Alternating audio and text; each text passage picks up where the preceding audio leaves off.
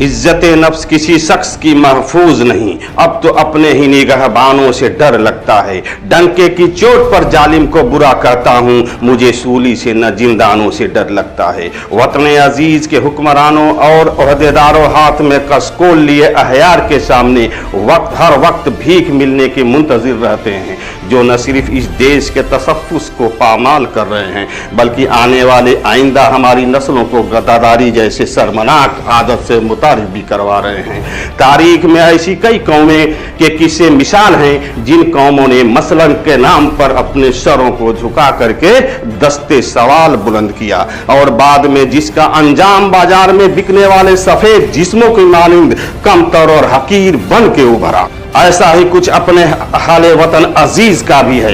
भारत पिछले कुछ वर्षों से गैर मुल्कों के कर्ज में डूब चुका है। इमदाद पे इमदाद लेने की वजह जब इन हुक्मरानों से पूछी जाती है तो जवाब ये मिलता है कि हिंदुस्तान एक गरीब मुल्क है, भूख और अफलास गरीब इंतहा पहले से है, इसलिए कर्ज लेने के सिवा यहाँ कोई चारा नहीं है। मैंने सोचा इनके जुमलों पर एतबार करते हुए पहले मैं अपने घर से बाहर निकल करके देखूं कि मदद के नाम पर मिलने वाली इस कर्ज ने हमारे भारत की जनता के हालात जिंदगी कहां तक बदले हैं।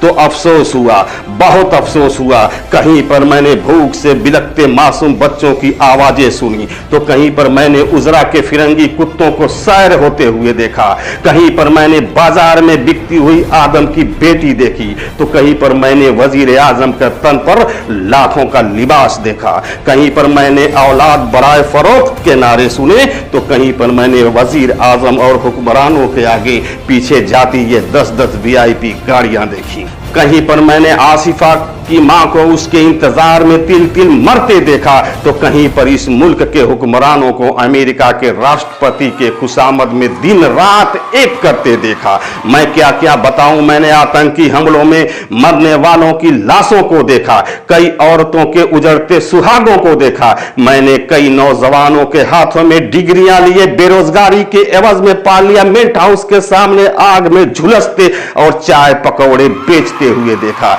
मैंने बुजुर्गों के बैंकों के सामने पेंशन ना मिलने पर हलाक होते हुए भी देखा और कहीं मुंबई दिल्ली गुजरात से आने वाले प्रवासी मजदूरों को पैदल सड़क पर तो नापते हुए देखा। मैंने हर शहर हर कूचे में करबला का मैदान देखा तो बेअख्तियार मेरी जुबान पर ये अल्फाज आ गए, उसूल बेचकर मसनद खरीदने वालों, निगाहें अहले वफा में बहुत हकीर हो तुम, वतन का पास तुम्हें था न हो सकेगा कभी कि अपने हिर्स के बंदे हो और बेजमीर हो तुम।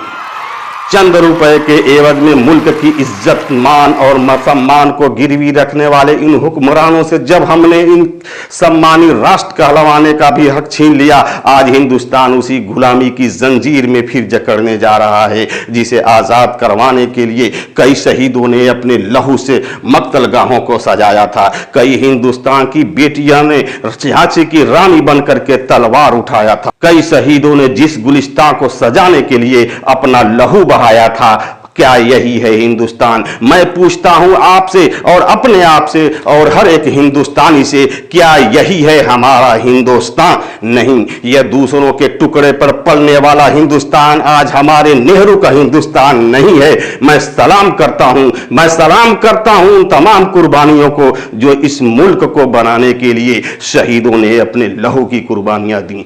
दीप जिनके चंद ख्वाहिशों में चले, दीप जिनके सिर्फ महलातों में जले, चंद लोगों की ख्वाहिश को लेकर के चले जो कि मसलतों के साए में पले। ऐसे दस्तूर को, सुबह बेनूर को मैं नहीं मानता, मैं नहीं जानता। मैं खाइफ हूं तख्तेदार से, मैं भी मंसूर हूं कह दो अगयार से। क्यों डराते हो जिंदा की दीवार से?